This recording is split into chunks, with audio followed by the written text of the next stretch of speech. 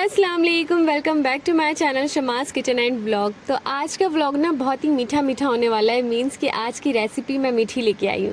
तो ये वाली रेसिपी ना मैंने आपके साथ पहले भी शेयर करी है, लेकिन मैंने कहा कि चलो अब मैं बना ही रही हूँ तो मैं दोबारा से शूट कर लूँ। तो यहाँ ना मैं आज बना रही हूँ रस मलाई। तो अक्सर क्या होता है ना कि हमें ना बनाने का बहुत कुछ मन करता है। जैसे मैं अपना बताती हूँ कि मुझे ना मन करता है कि आज मैं ये बना लूँ, कल मैं वो बना लूँ। ऐसा मेरे को होता है कि रात में अक्सर जब भी मैं फ़ोन चलाती हूँ, कोई चीज़ देख लो ना, तो मन कर जाता है कि चलो मैं कल को ये बना लेती हूँ।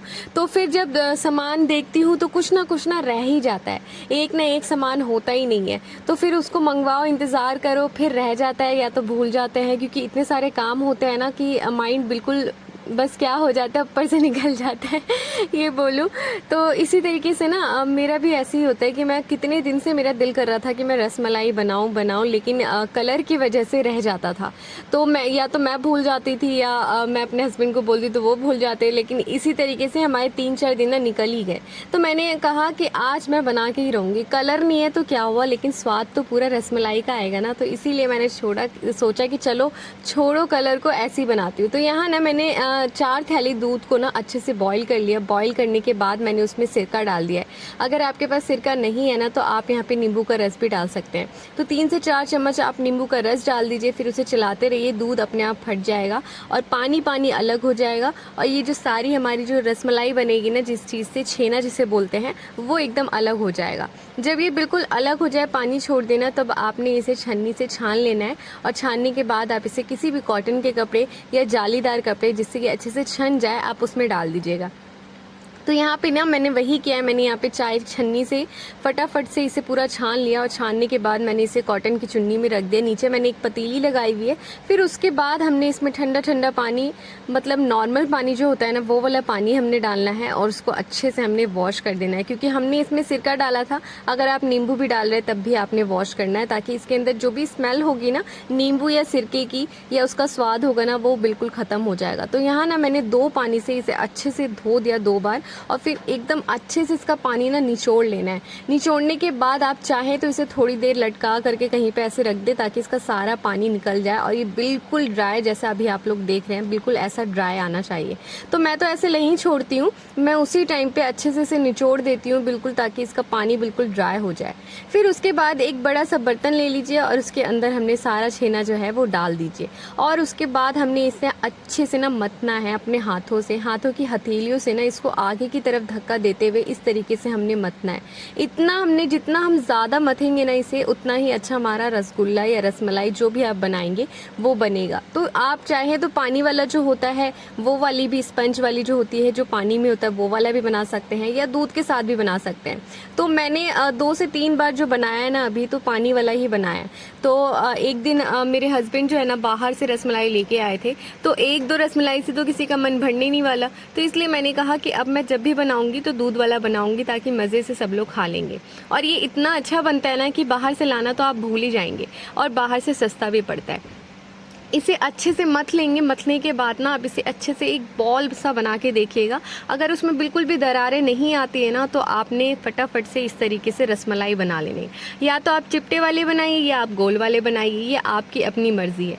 अगर उसमें दरारें आ रहे हैं तो आप उसे फिर से मथने लग जाइए, और दरारें जब ख़त्म हो जाए फिर उसके बाद इसको अच्छे से बना लीजिए। तो यहाँ पर आज मैं चिपटे वाले बना रही हूँ, क्योंकि मैंने 2 से 3 बार जो बनाए ना वो गोल वाले ही बनाए हैं, पानी वाले, क्योंकि उसमें तो गोल वाले ही अच्छे लगते हैं।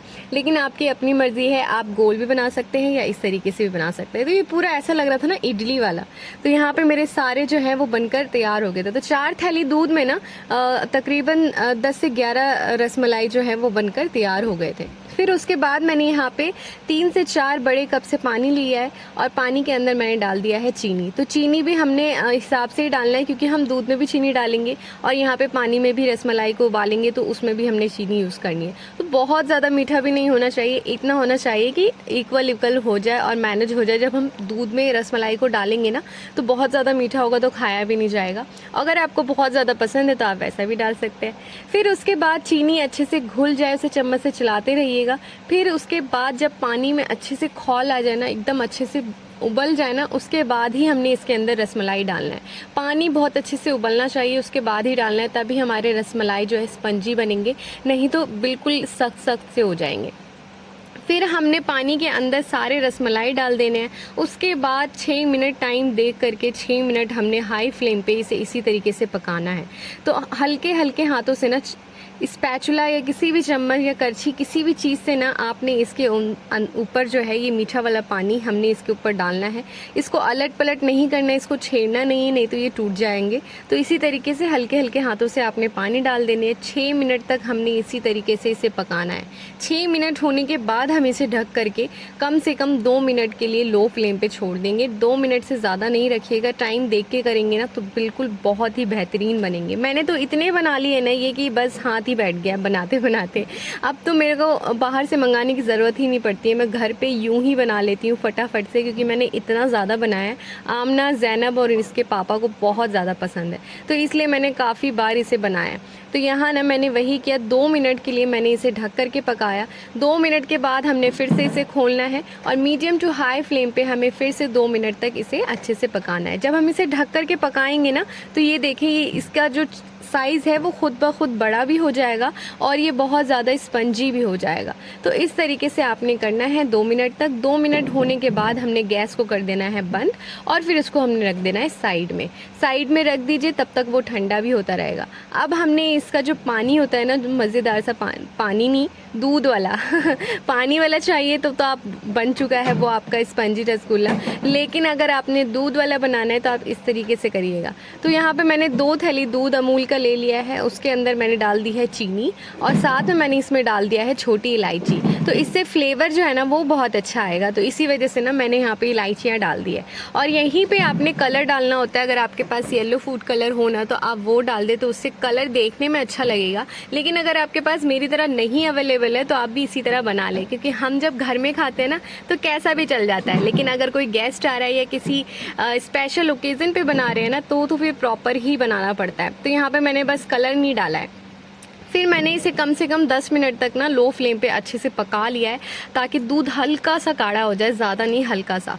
जब ये अच्छे से पक जाएगा, इलायची का फ्लेवर पूरा इस दूध के अंदर आ जाएगा, फिर हमने इसे ट्रांसफ़र कर देना है दूसरे बाउल के अंदर। बस हमारा जो ये रसमलाई है ना इतना मज़े सा बन के तैयार हो गया है। बस अब क्या, अब इसके अंदर हमने जो रसमलाई बना के रखी थी वो हमने इसके अंदर डाल देनी है।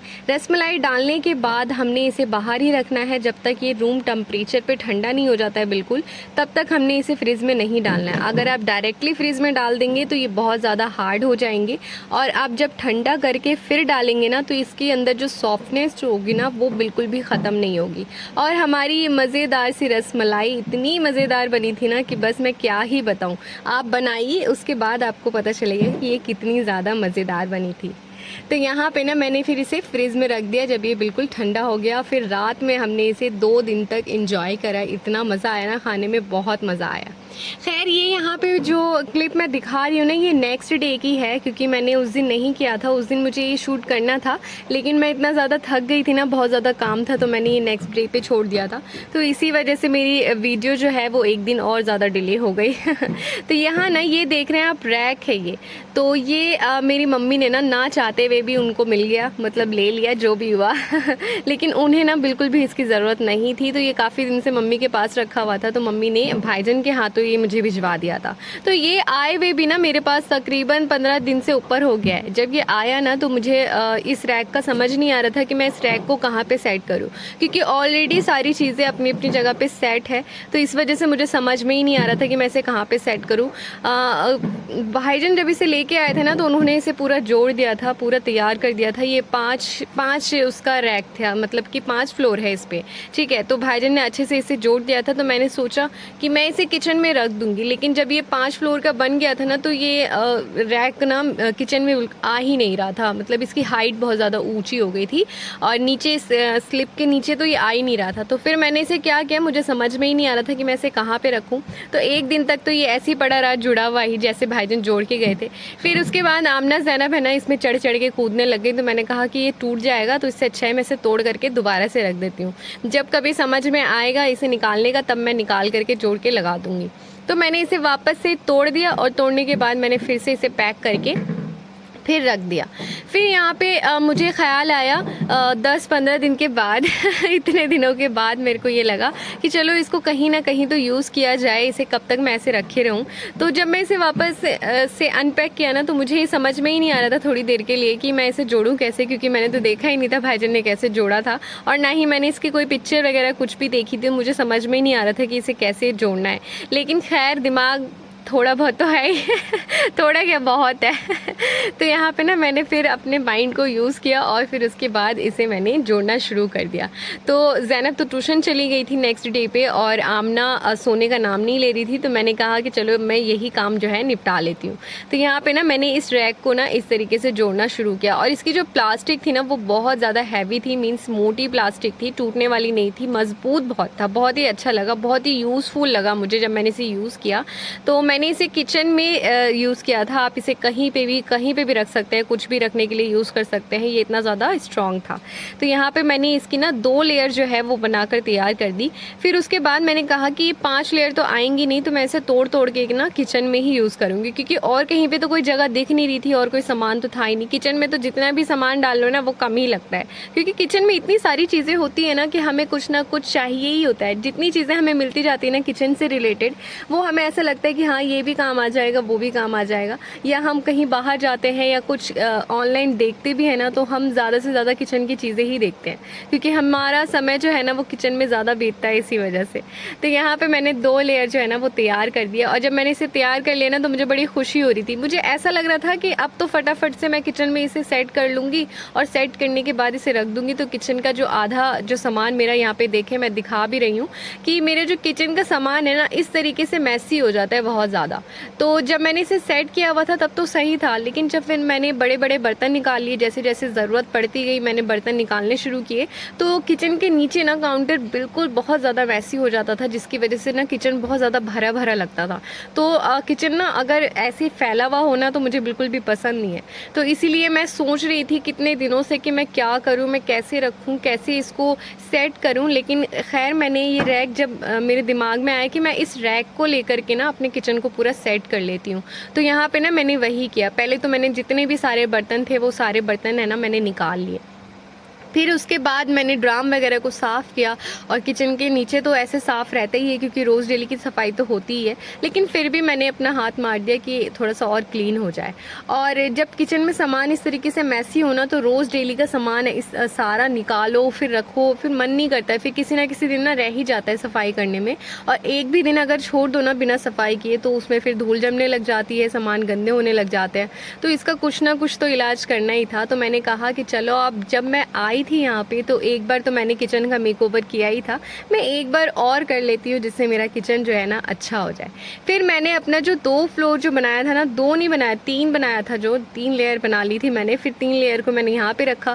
फिर मुझे ये समझ में नहीं आया कि 3 लेयर भी मेरी वेस्ट हो जाएगी, क्योंकि ऊपर जो है सामान मैं रख नहीं पाऊँगी। फिर मैंने 1 लेयर को हटा दिया, फिर मैंने 2 लेयर रखी। 2 लेयर रखने के बाद मैंने उसके ऊपर ये जो टोकरी है, अच्छा ये टोकरी बर्तनों वाली नहीं है, लेकिन मैंने इसे बर्तनों के लिए यूज़ कर लिया है। मैंने कहा कि जब ये है ही तो मैं ऐसे दूसरा क्यों लाई, इसे वेस्ट क्यों करना।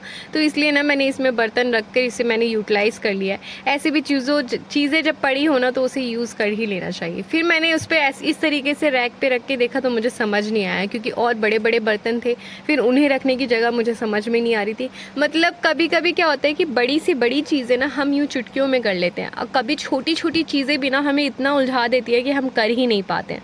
तो वही मेरे साथ हो रहा था, मुझे समझ में ही नहीं आ रहा था कि मैं इसे सेट कैसे करूं, मैं बर्तन कैसे रखूं, या बर्तनों वाली टोकरी कहाँ पे रखूं। लेकिन खैर मैंने फिर से इसे क्या किया, मैंने 3 लेयर इस तरीके से बना दिए। फिर जितने भी बड़े वाले बर्तन थे ना मैंने यहाँ पे इस तरीके से इसे रखा, और फिर उसके बाद जितने भी बड़े बड़े बर्तन थे मैंने उसको इसके ऊपर रख दिया। मैंने कहा कि टोकरी जो है ना मैं नीचे रख दूँगी, और फिर जितने भी बड़े बर्तन है ना उसे मैं सेट कर देती हूँ, क्योंकि बड़े बर्तन जो होते हैं ना वही इधर उधर डोलते रहते हैं तो उसी को फिर मैंने यहाँ पे फटाफट से ना सेट करना शुरू कर दिया। अच्छा, तो यहाँ पे भी आप देख रहे होंगे कि मैं कभी ऊपर रख रही हूँ, कभी नीचे रख रही हूँ। मतलब यहाँ पे भी समझ में नहीं आ रहा था कि मैं कैसे रखूँ, कैसे सेट करूँ। लेकिन खैर यही करते करते थोड़ा टाइम तो लग ही गया, लेकिन मेरे बर्तन जो है वो सेट हो गए। और जब सेट करने के बाद जब किचन को देखा ना, तो काफ़ी खुशी हो रही थी, क्योंकि सारी चीज़ें ना बड़ी अच्छे से सेट हो गई थी। तो पहले तो मैंने बर्तनों को इस तरीके से रख दिया, लेकिन फिर मुझे समझ में नहीं आ रहा था कि मैं इसको सही रख रही हूँ या नहीं। फिर मैंने 2 लेयर पे ना सारे बर्तन जो है उन्हें सेट कर दिया। फिर टोकरी को मैंने इस साइड पे, फिर उसके साइड में मैंने गैस सिलेंडर रख दिया, उसके साइड में मैंने फिर आटा चावल के ड्राम रख दिए। अच्छा, कितने लोग मेरे से बोलते हैं कि मैं अपने गैस को मतलब खुले में क्यों नहीं रखती हूँ, तो मेरा बिल्कुल खुले में ही है। आप जा कर के मेरी जो होम टूर वाली वीडियो है ना, आप उसे जा कर के देखें, तो उसमें आपको पता चल जाएगा कि गैस बिल्कुल अंदर नहीं है, क्योंकि किचन के बिल्कुल सामने ही मेरी बैल्कनी है, तो जहाँ से बहुत ही अच्छी हवा आती है। तो उसी वजह से ना आपको ऐसा लगता होगा कि किचन बिल्कुल अंदर जाके, ऐसा नहीं है, बिल्कुल खुला हुआ है। तो आप जाके ना होम टूर वाली वीडियो एक बार देख लें। और यहाँ पे फाइनली मेरा किचन जो है वो बिल्कुल सेट हो गया है। तो 2 रैक पे तो मैंने बर्तन रख दिया, उसके नीचे जो पॉलीथीन वगैरह जो चीज़ें बहुत कम यूज़ होती हैं, अगरम बगरम जो होता है ना, वो मैंने डाल दिया। और यहाँ पे ना इतना अच्छा लग रहा था, अब एकदम ऐसा लग रहा था हल्का हल्का सा किचन, खाली खाली सा, और बड़ी ही खुशी हो रही थी दोबारा से किचन की थोड़ी सी मेकओवर करके। और यहाँ पे आमना और ज़ैनब की चल रही थी पिज़्ज़ा पार्टी, जो कि अपने दादा के साथ लेके आई थी, वो उसमें इंजॉय कर रही थी। अगर आपने मेरे चैनल को अभी तक सब्सक्राइब नहीं किया है तो प्लीज़ कर दीजिएगा, बेल आइकन को प्रेस कर दीजिएगा। और अगर और कोई ऐसी चीज़ लगती है कि हाँ मुझे ये चीज़ करनी चाहिए, तो वो आप मुझे बता दीजिएगा। तो आज की वीडियो में बस इतना ही, मिलते हैं नेक्स्ट वीडियो में। टेक केयर, अल्लाह हाफिज़।